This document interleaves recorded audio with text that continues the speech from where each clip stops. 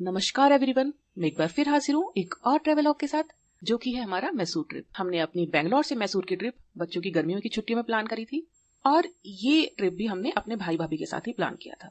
मैसूर को city of palaces के नाम से भी जाना जाता है और ये कर्नाटक राज्य के तीसरे सबसे ज्यादा आबादी वाले शहरों में से एक है।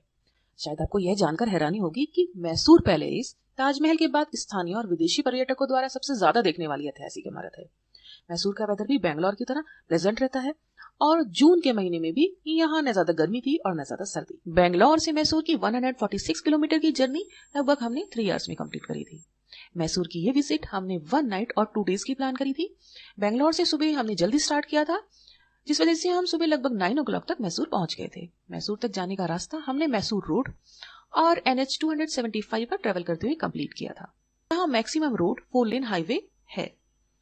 मैसूर में हमने एक होम स्टे में 2 रूम्स की बुकिंग करी थी। ये एक इंडिपेंडेंट हाउस था जिसमें 4 to 5 रूम्स थे और एक कॉमन किचन, ड्राइंग और डाइनिंग एरिया भी था।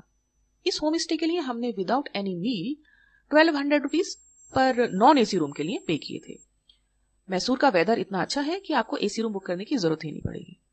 यहाँ कार पार्किंग की फैसिलिटी भी थी और हमारा ये होम स्टे बहुत कंफर्टेबल रहा। होम स्टे में चेक इन करने के तुरंत बाद हम लगभग 10 o'clock तक अपनी फर्स्ट डेस्टिनेशन मैसूर पैलेस पहुंच गए थे। मैसूर पैलेस के बाहर बहुत बड़ी कार पार्किंग है, जिसमें कार पार्किंग के लिए आपको 50 रुपीज पे करने पड़ते हैं। अंदर प्रवेश करने पर आपको सिक्योरिटी चेक इन से गुजरना पड़ता है। एंट्री टिकट का प्राइस यहाँ पर 40 रुपीज पर पर्सन है। 10 साल से कम उम्र के बच्चों के लिए यहाँ कोई टिकट नहीं लगता है। यहाँ ध्यान देने योग्य बात यह है कि यहाँ जो पेमेंट आप करते हैं वो आपको कैश में करना पड़ता है, क्योंकि यहाँ कोई भी डिजिटल पेमेंट अलाउड नहीं है। इस पैलेस को विजिट करने का समय है सुबह 10 बजे से शाम के 5:30 बजे तक। रात में पैलेस में 7 to 7:45 तक लाइटिंग होती है, जिसके लिए आपको कोई भी एक्स्ट्रा पेमेंट करने की जरूरत नहीं होती अगर आप उस टाइम पर विजिट करते हैं। मैसूर पैलेस को अंबा विलास पैलेस के नाम से भी जाना जाता है। सबसे पहले ये लकड़ी से बना महल 14वीं शताब्दी में बनाया गया था, जो कि 1896 में एक वेडिंग के दौरान जल गया था और वर्तमान के मैसूर पैलेस को 15 वर्षों में सन 1897 से 1912 के बीच वायनाड राजवंश द्वारा बनाया गया था। इसे देश के सबसे बड़े महलों में गिना जाता है। मैसूर पैलेस का आर्किटेक्चर हिंदू और इस्लामिक का मिश्रण माना जाता है, जिसमें हिंदू, राजपूत और मुगल स्टाइल्स का मिक्स देखने को मिलता है।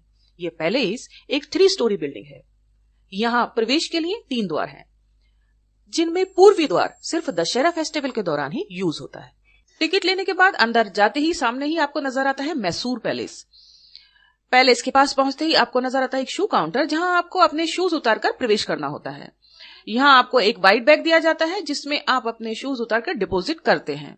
और नोट करने वाली बात यह है कि यहाँ आपको कोई भी टोकन नहीं मिलेगा। आपको बैग के ऊपर दिए गए नंबर का फोटो खींचकर अपने पास रखना होगा और पैलेस से एग्जिट करने के बाद वो नंबर बताकर आपको आपका शू बैग वापस मिलेगा।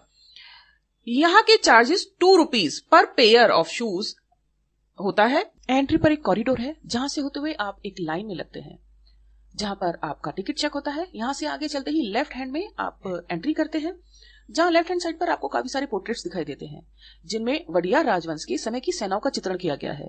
इस गैलरी की छत पर काफी सुंदर नक्काशी दिखाई देती है। इस गैलरी के साथ ही सीधे हाथ पर आपको दिखाई देता है कल्याण मंडप, जो कि मैसूर पैलेस का एक प्रोमिनेंट अट्रैक्शन है। इस मंडप के छत पर एक बड़ी बेल्जियम ग्लास रूफ है, जिसके ऊपर मोर की आकृति बनी हुई है। इस रूफ को सपोर्ट करते हैं आयरन पिलर्स, जो कि ग्रीन कलर के हैं। साथ ही में बीच में रूफ के ऊपर लगा हुआ है एक बहुत बड़ा शैंडलियर।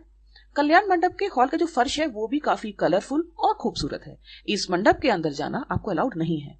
यहाँ से आगे चलते हुए दोबारा से लेफ्ट साइड में एक डोर से होते हुए आप एंट्री करते हैं एक पोर्ट्रेट गैलरी में, जहां वडियार राजवंश के राजाओं और उनके परिवार के काफी चित्र लगे हुए हैं। इस गैलरी से एग्जिट करते हुए हमने एंट्री की एक रूम में, जहां रॉयल फैमिली द्वारा प्राप्त किए गए अलग अलग मोमेंटोज और गिफ्ट्स डिस्प्लेड हैं। यहां से बाहर निकलते ही आप वापस कल्याण मंडप की दूसरी साइड पहुंच जाते हैं, जहां फिर से आपको दीवारों पर वडियार राजवंश की घुड़सवार सेना, हाथियों के ऊपर सेनापति और राजाओं के लिए इस्तेमाल होने वाली बग्गियों के पोर्ट्रेट्स नजर आएंगे। बीच बीच में आपको कुछ गाइड्स भी मिलेंगे, जो वहां टूरिस्ट को पैलेस के बारे में ब्रीफ कर रहे होते हैं। यहाँ पर छतों के ऊपर की गई नक्काशी और डेकोरेशन बेहद खूबसूरत और लाजवाब है। थोड़ा आगे चलते ही सामने सीधे हाथ पर दिखाई देगा एक बड़ा आंगन, जहां एंट्री पर है 2 तांबे के बने बाग। ये माना जाता है कि इस आंगन में राजाओं के सामने कुश्ती का खेल आयोजित किया जाता था। बीच में आपको शीशम के बने हुए दरवाजे दिखेंगे, जिन पर खूबसूरत नक्काशी की गई है। थोड़ा आगे है एक रूम, जिसमें राजाओं के द्वारा यूज किए जाने वाले चांदी के मिरर्स, हाथी दांत के बने फर्नीचर वगैरह डिस्प्लेड हैं। इस रूम के बाहर निकलकर आप वापस साइड गैलरी में आ जाते हैं, जहां कुछ आगे चलने के बाद हम वापस उसी जगह पहुंच गए थे जहां से हमने टिकट चेक के बाद एंट्री की थी। जहां दूसरी तरफ सीढ़ियों के ऊपर चढ़कर आगे चलने पर सीधे हाथ पर आप देखेंगे कुछ पुरानी तोपें। लेफ्ट हैंड साइड पर दिखाई देती हैं राज परिवार द्वारा इस्तेमाल करी गई कुछ मूर्तियां। लास्ट में देखने मिलता है गोल्डन हाडा, जो कि लकड़ी का बना हुआ है और लगभग 84 केजी गोल्ड से ढका हुआ है। दशहरा फेस्टिवल में माता चामुंडेश्वरी की मूर्ति को इसी हाडा के ऊपर बिठाकर हाथी के ऊपर रखा जाता है। और आगे है कुछ स्टेयर्स जो आपको पैलेस के फर्स्ट पर ले जाती हैं, जहां ऊपर चढ़ते ही आपको राजा कृष्णराजा वाडियर की मूर्ति नजर आती है। इसके आगे है जनता दरबार हॉल, जो कि शाही मेहमानों और दरबारियों के लिए एक बड़ा हॉल है, जहां जनता की सुनवाई और घोषणाएं की जाती थी। ये हॉल बहुत ही सुंदर सुनहरे और हरे रंग के खंभों से बना हुआ है और यहाँ की छत पर भी बहुत सुंदर नक्काशी की गई है।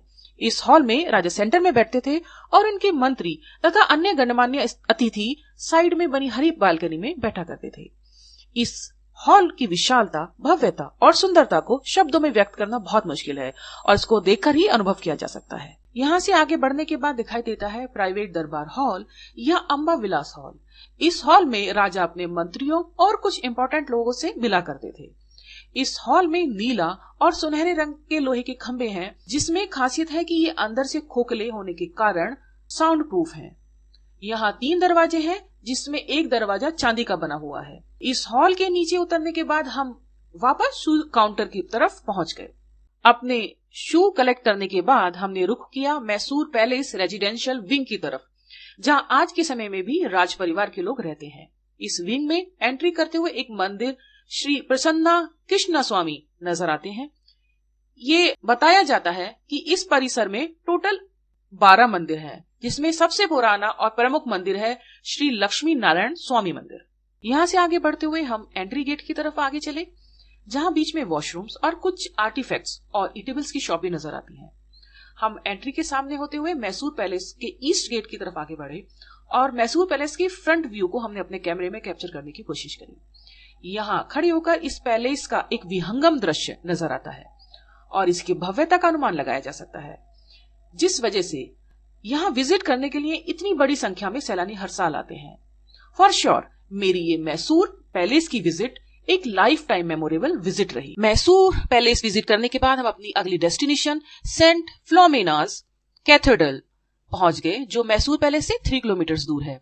भारत के सबसे बड़े गिरजाघरों में से एक मैसूर के saint Philomena cathedral Roman Catholic church के लैटिन कैथोलिक संत सेंट फिलोमेना की स्मृति में बनाया गया राजसी चर्च है। सेंट फिलोमेना के अवशेष कैथेड्रल में सुरक्षित हैं। सेंट फिलोमेना चर्च मैसूर में देखने वाली सबसे अच्छी जगहों में शामिल है, क्योंकि यह चर्च एशिया के दूसरे सबसे लंबे चर्च के रूप में जाना जाता है। मैसूर के महाराजा मुरमुरी कृष्णराज वाडियर ने 4वीं शताब्दी में संत और शहीद सेंट फिलोमेना की याद में शुरुआत में 1843 में इसका निर्माण करवाया था, क्योंकि यूरोपियन लोगों की बढ़ती आबादी के कारण एक बड़े चर्च की आवश्यकता महसूस हो रही थी। नए चर्च की नींव अक्टूबर 1933 में मैसूर के तत्कालीन राजा कृष्ण राजेंद्र द्वारा रखी गई थी। अमिताभ बच्चन की 1977 की बॉलीवुड फिल्म अमर अकबर एंटोनी की विभिन्न दृश्यों की शूटिंग यहाँ की गई थी। सेंट फिलोमेना चर्च विजिट करने के लिए सुबह 5 o'clock से इवनिंग में 8 o'clock तक खुला रहता है। इसके बाद हम अपनी नेक्स्ट डेस्टिनेशन मैसूर जू के साथ बनी करंजी लेक पहुंचे, जो सेंट फिलोमेना चर्च से लगभग 4 किलोमीटर दूर थी। करंजी झील मंगलवार को छोड़कर सप्ताह के बाकी सारे दिन खुली रहती है और इसकी टाइमिंग्स है मॉर्निंग 8:30 से इवनिंग 5:30 तक।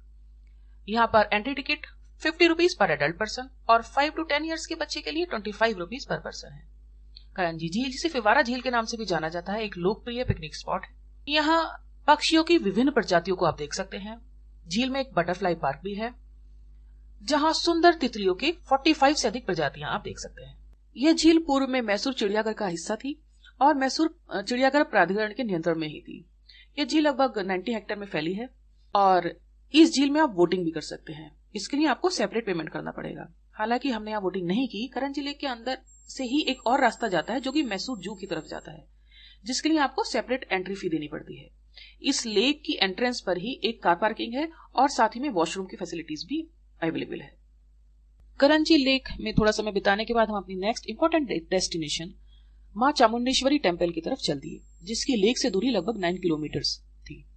चामुंडेश्वरी टेम्पल पहाड़ी के ऊपर चोटी पर 1000 फीट की ऊंचाई पर स्थित है। चामुंडेश्वरी मंदिर को शक्तिपीठ माना जाता है और यह 18 महाशक्तिपीठों में से एक है। यहाँ कार पार्किंग की बहुत अच्छी फैसिलिटी है और पार्किंग के यहाँ आपको 40 रुपीज पेमेंट करना पड़ता है। यह मंदिर पहाड़ी की चोटी पर बना हुआ है और कार पार्किंग से वहां पहुंचने के लिए आपको सीढ़ियां चढ़नी पड़ती हैं।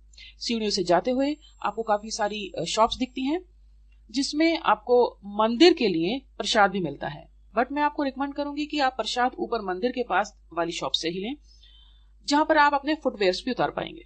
इस मंदिर में स्थित चामुंडेश्वरी देवी को शक्ति का ही उग्र रूप माना जाता है। माता चामुंडेश्वरी देवी को मैसूर के राजा महाराजाओं के संरक्षक के रूप में जाना जाता है।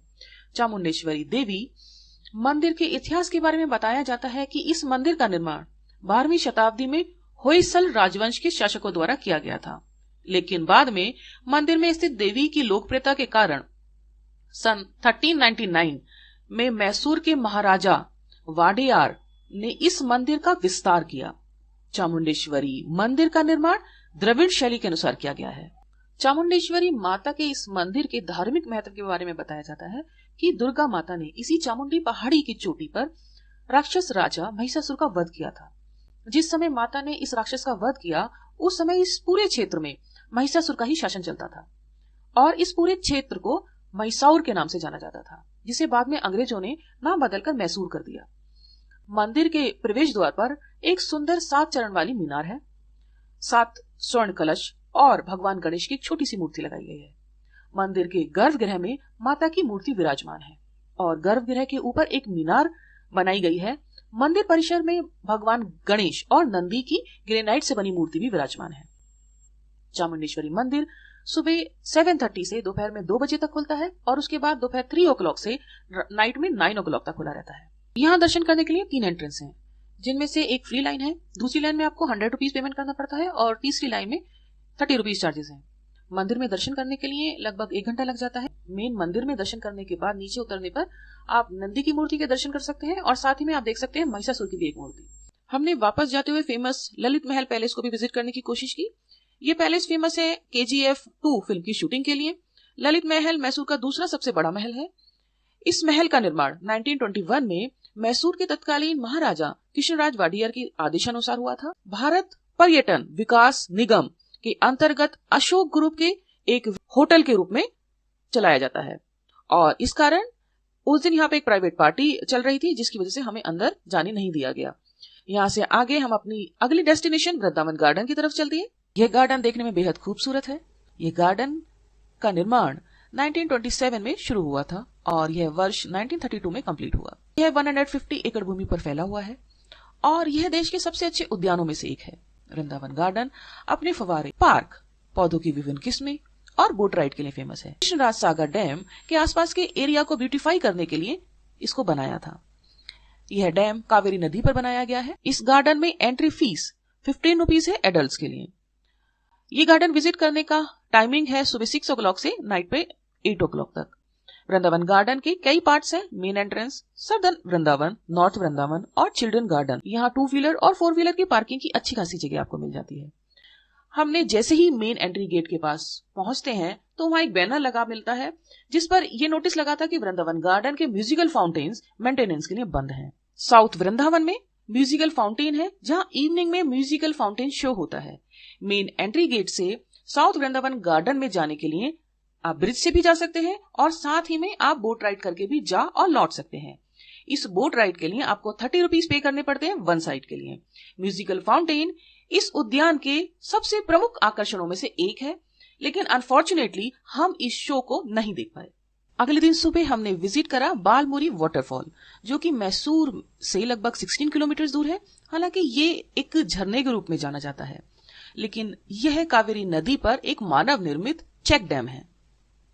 हमने यहाँ काफी सारे टूरिस्ट देखे जो कि वाटरफॉल में स्विमिंग कर रहे थे और साथ ही में कुछ ऐसे जो बोट राइड कर रहे थे। हमने भी यहाँ बेम्बू से बनी हुई एक बोट की राइड ली जिसके पर पर्सन चार्जेस थे 50 रुपीज। इस 15 to 20 मिनट्स की बोट राइड को हमने बहुत एंजॉय किया और साथ ही में कुछ दूर ले जाने के बाद बोट ऑपरेटर उस बोट को गोल गोल घुमाना शुरू कर देता है जिसमें हमें बहुत मजा आया।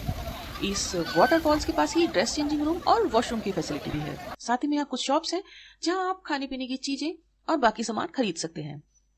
पास ही में है एक मंदिर जो भगवान शिव को समर्पित है और हमने इस मंदिर में जाकर भगवान शिव के दर्शन किए।